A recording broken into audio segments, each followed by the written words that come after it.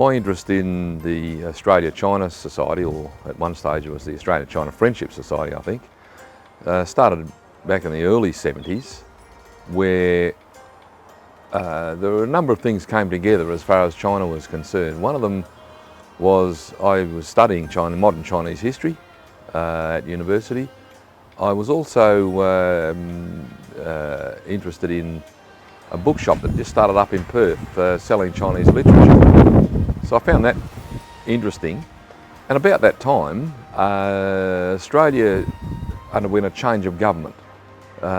We had Gough Whitlam was elected and immediately set about on the foreign affairs area recognising China.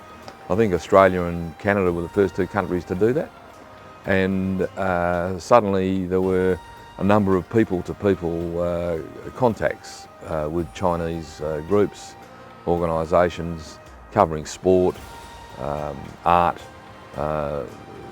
theatre and particularly martial arts became quite important. But here was this massive change in Australian politics, orientation.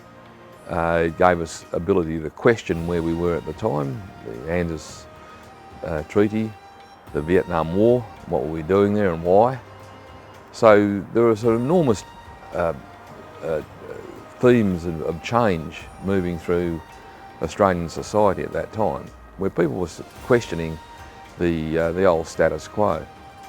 On top of that, I was probably attracted to China by coming from a progressive, socially and politically progressive family who would put the point of view that nothing was off limits in discussion. If an emerging China was a good thing, that wasn't something to be looked down upon. The society, I think, was an interesting organisation. It was a mixture of people who had strong social views about China, wanted a political relationship with China. After all, we've been trading with China since the early 1950s. Australian wheat and wool was going to a country we hadn't recognised. And that became an issue that the society started to focus on.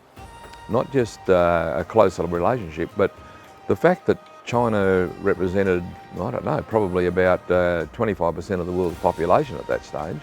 And those people went without recognition, political, or even cultural recognition. So that became a focus at the international level to push for China to become part of the global family, the United Nations. And some of our activity was focused on that area. And if you can recall back to that period, China was not even a member of the United Nations, and on the Security Council, the province or the island of Taiwan was accepted as being the representative of the hundreds of millions of people in China. Yet there was obviously no political relationship between the administration of Taiwan and the government of China. So it was a ridiculous situation. We had to promote the idea in Australia. It was one of our objectives, in fact, in the society, that China needed to be admitted into the world's diplomatic family, and Australians, I think, would then see the benefit of that, of having that occur. Many people were still resistant in Australia, were still resistant and reluctant to agree with that. China carried some of the residue of the anti-communist movements that went back to the early 50s, that flowed out of the United States in the McCarthy period. And there are a lot of people in this country that needed convincing that China needed to be brought into this wider, broader organisation. So there were some difficulties. We would hold very peaceful rallies promoting China and promoting close relationships with China, or perhaps promoting a group that had come out from China such as the Wushu martial arts group. And we would still get some hardline anti-communists would turn up thinking this was the issue, when that wasn't the focus of the Australia-China Society at the time. We're interested in the broader people-to-people relationships with the Chinese people. To that extent, we hosted a National Day dinner in Perth in the mid-1970s, I recall, where the Chinese ambassador came to Perth and spoke about developments in China and was very praiseworthy of the work of the Society in bringing the two countries and the two peoples together. So that was a very interesting period.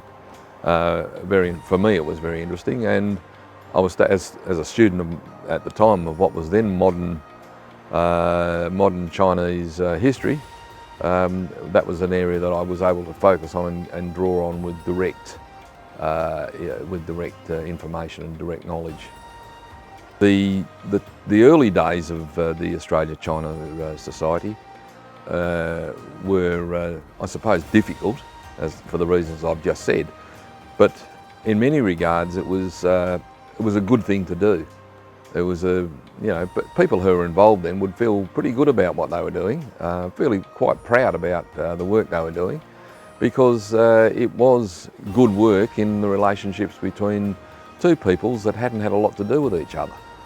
So the organisation itself was necessary, very necessary, to bring that friendship together, and probably more so now. And in fact, I think people who are now working in the society would probably have different but equally difficult job to do in fostering good relationships between Australia and China. The difficult situations that Australian people and the Chinese people face is having to put up with a massive wall of propaganda that keeps coming. And that's not how I remember China on a visit there. That's not how I remember the struggle. Once people were opened to each other's